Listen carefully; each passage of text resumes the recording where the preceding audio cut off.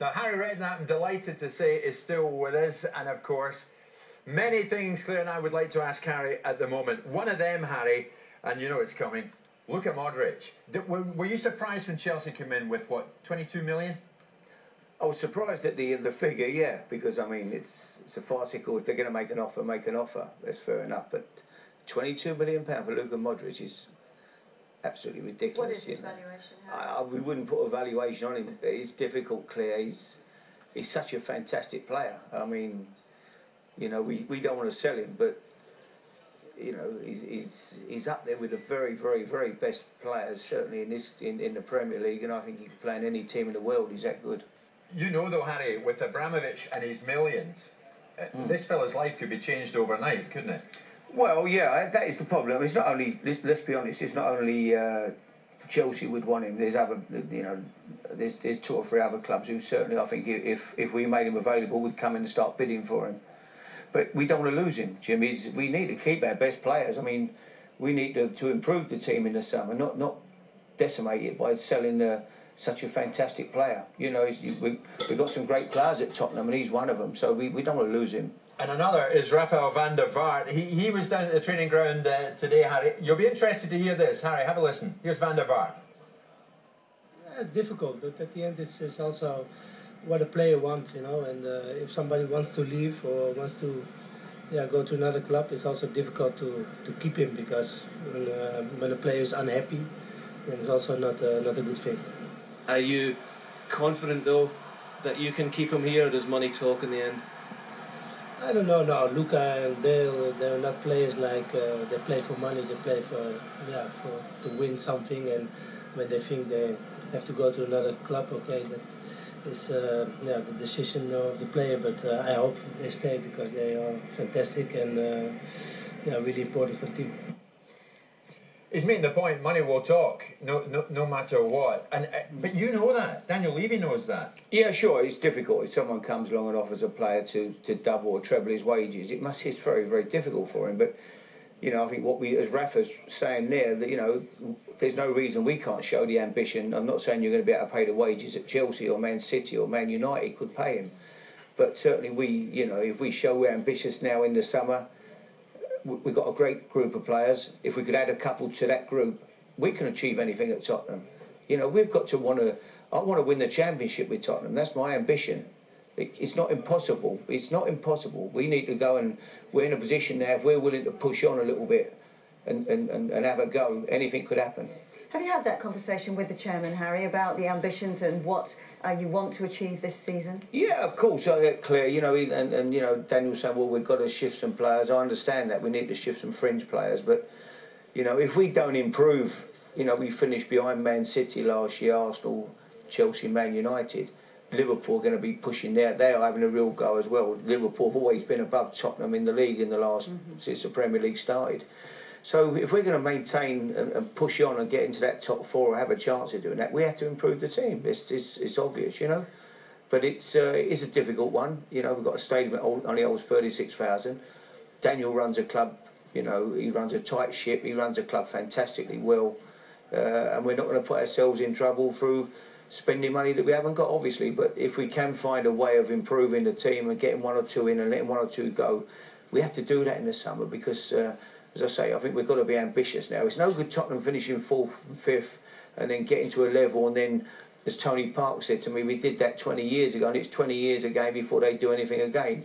We're in a position now that we are in that top 6 big teams, if you like, I think, now, and we've got to make sure we maintain that and look to keep pushing on. And you'd use that argument quite rightly, Harry, if Chelsea were to suddenly come in again, wouldn't you? Say with 30 million. Well, you're big players yourself. Yeah. £30 million couldn't possibly buy him, Jim. You know, as I say, I would. He's up there with the very best. So, and we don't want to sell him. I enjoy coming in every day and working with him. He's such a great guy, and he's such a fantastic footballer. He's a little fella with amazing ability. When Tottenham brought him, people said he couldn't play in the Premier League, and I was at Portsmouth, and he couldn't get in the Tottenham team. He was on the bench.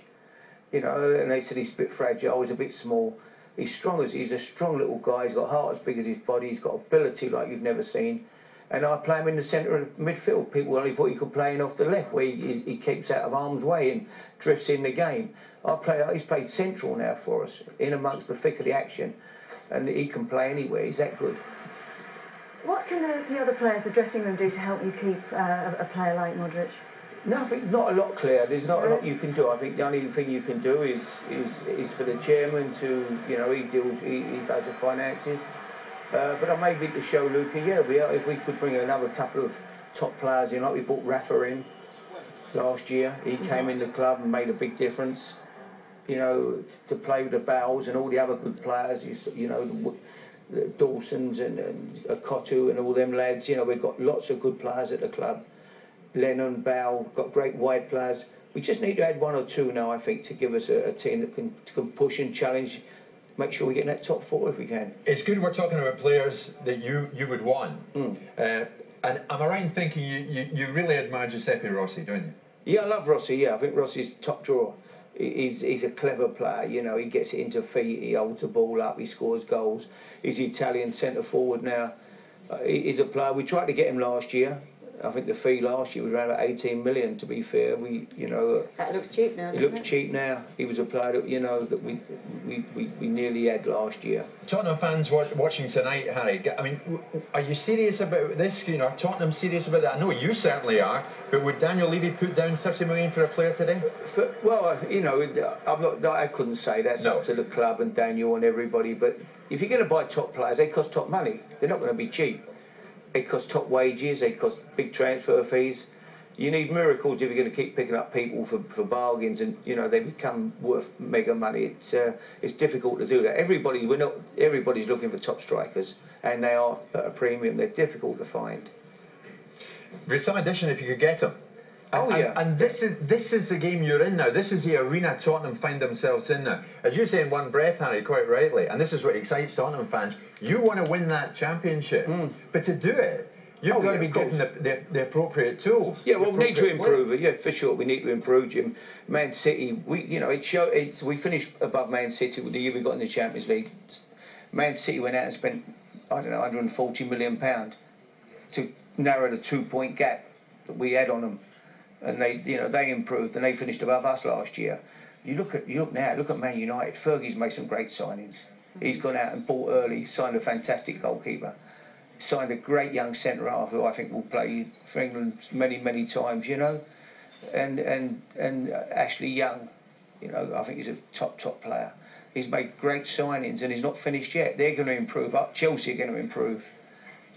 Liverpool, as we say, are improving. Man City, it's going to get tougher. When we've talked about Luka Modric, what about Gareth Bale? Fans worried about him leaving this season. There was talk. Yeah. How confident are you that, Gareth is going will stay. nowhere? He's a great kid as well. He's improving, learning the game. He's come on leaps and bounds, Claire, since he broke into the team on a regular basis.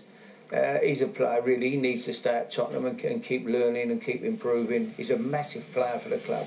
He's so exciting. And when you see stuff like this, it's just incredible what he's done to somebody who was probably rated the best right back in the world, Macon at Inter Milan. I mean, incredible. He's got everything, Gareth. Knowing he's at the training ground, does that make you happy to go to work? Yeah, of course. Yeah, he's a great boy as well. He's a great family. 6'2", strong, run all day, head it, shoot, dribble. Great left foot, can do everything. No injury worries with him at the moment? No, he's fine. He's come back in good. He looks good, and he's going to have a great season, I think, this year again. Harry, are Tottenham really going to challenge then? If you can keep Modric, you're going to keep Bale. Chelsea brought in Andre Villas-Boas, 33. Harry, you've got 41 years of seriously good experience on him. Yeah.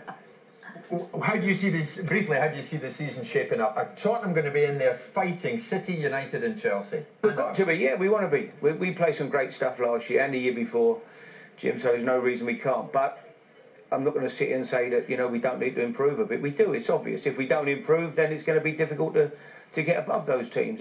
You haven't got to be a rocket scientist to work that one out, have you? We need to get two, maybe three players in that can make the difference to us. Like Van der Vaart made last year, we need to do that again.